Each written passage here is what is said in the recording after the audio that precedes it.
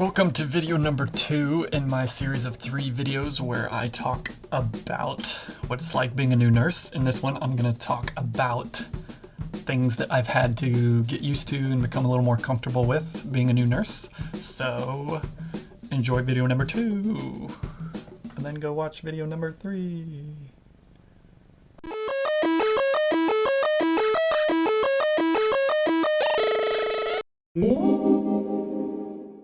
Okay, so now I want to talk about things that I've just had to get used to being a new nurse, that I want to just pass along to you, because maybe you're still in school, or maybe you're a new nurse, or maybe you're just someone on YouTube who ran into this video and you felt like watching it for some reason. I thought charting and learning the charting system was going to be a bigger issue, like, oh my god, how am I going to learn where everything goes and what to document, and learning all that computer interface, but that turned out to not be much of a problem.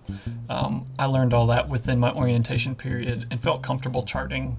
So charting for me wasn't as big an issue as I thought it would be, but I know for some people that might be. And one big thing for us in our hospital, we're about to switch to a different charting system, so everybody gets to learn the new system, which is going to be Epic, if you've heard of that, which I'm excited about because I hear it's better than what we have. Even though what we have does the job, Epic, from what I hear, it's just a better interface. So I'm excited about that. Getting used to drinking coffee at nighttime. Or tea. Talking to doctors, whether it be in person or on the phone. You don't do a lot of that in nursing school. At least I didn't. So doing that as a new nurse, that's something that you have to get used to and just kind of figure out how you do it correctly. Just realize that you are just as important a healthcare team member as the doctors. You're with the patients a whole lot longer than they are. So the doctor might want to just breeze in, just check out the patient very briefly and then breeze out of the room. But if you know that there's something weird going on, you need to speak up. You need to not be scared of doctors or anything like that. And be an advocate for your patient. And if you're talking to a doctor on the phone, especially if they have a really strong accent, it's okay to ask them to repeat themselves, because you want to know exactly what they're saying. And a lot of times they might be on the phone and tell you to put in an order. They'll just give you a telephone order. And you just it's okay to make them repeat themselves, because you want to know exactly what they said and what they want as far as an order. And then you can ask a more experienced nurse how you actually put that order in the computer, because you forgot how to do that. Ventilators. If you work in an ICU, you are going to see ventilators. So I work in a 28-bed cardiac ICU, and we see a lot of those. At first, when I saw a ventilator, I realized that's the machine that's keeping this person alive. I was real nervous to even get near them because I didn't want to accidentally touch something. And then, something goes wrong. Or if I heard one alarm, it would make me, nervous. But eventually you just get used to those machines. If there's ventilators on your unit, then you're going to have respiratory therapy nearby who manages those ventilators, that are doing rounds, making sure everything's working smoothly, that all the right settings are set to the patient. So that's nice. And you're going to hear ventilator alarms, whether the patient's just coughing or has some secretions, and you'll realize what to do in certain situations. So ventilators, even though I didn't see a lot of those in nursing school, I think I had one day where I had a patient who had a ventilator in my nursing school experience, and you get comfortable with them. So that's just something you learn the settings. At my hospital, they actually sent me to a ventilator class where you learn about them and become more comfortable being around them. So that was nice. Learning all those drips and using pumps, especially in an ICU. And I only speak from an ICU standpoint because I never worked on a floor.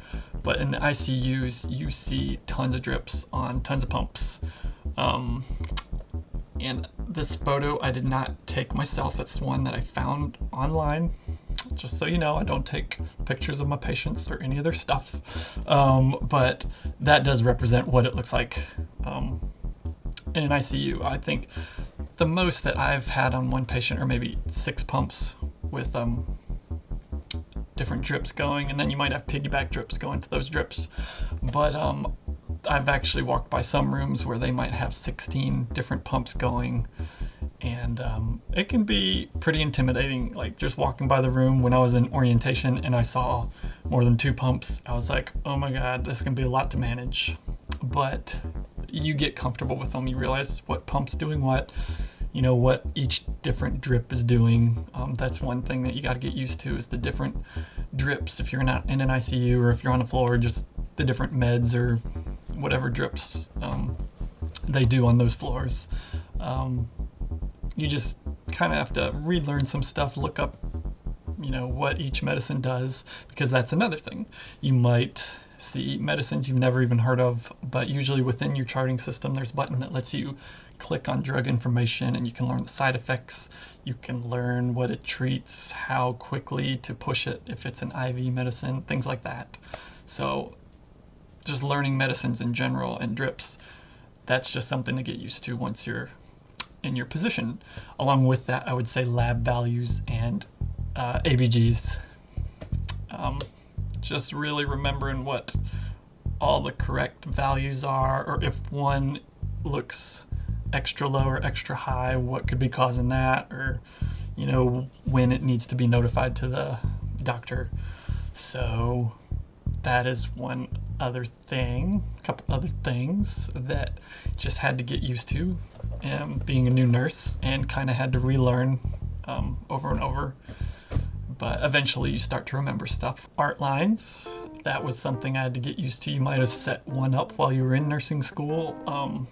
If you go to an ICU, or maybe even a lot of floors, you're gonna see an art line, and you'll get comfortable with them, how to set them up, how to zero them on the monitor, and how to make sure they still have a nice waveform, because you might see that waveform disappear, and you'll figure out ways to try to get it to come back. And then lastly, I would say, at least in an ICU experience, and actually you would see this on floors too, patients just not doing well and getting to the point where they're dying. I never saw a patient die while I was in nursing school, but I've seen, you know, not all my patients, but multiple patients on the unit that have passed away, and just realizing, you know, you're gonna have family there that you need to show empathy towards, but then also realize you have a job to make sure that things are going smoothly, and your focus is on that patient, and doing what you need to do as they pass away, and all the things that go along with that, which it's cool. You're gonna always have nursing supervisors who are great with talking to the family and helping them while, you know, they're going through that situation, so that you as the primary nurse can focus on the patient and what's going on with the patient. So that was something I definitely had to get used to as a new nurse, but eventually you kind of, I don't want to say get used to it, because whenever someone dies, it's you know, it's a new situation. Every situation's a little different, and it's sad, but you just kind of learn what to do and how to react, and you get a little more comfortable with that whole aspect of nursing care. Alright, so that wraps up me talking about things that I've had to get used to being a new nurse. The next video is going to be the pros and cons of night shift, as well as working in an ICU. So click here to watch that. Right there in the box. More video. Continue the series.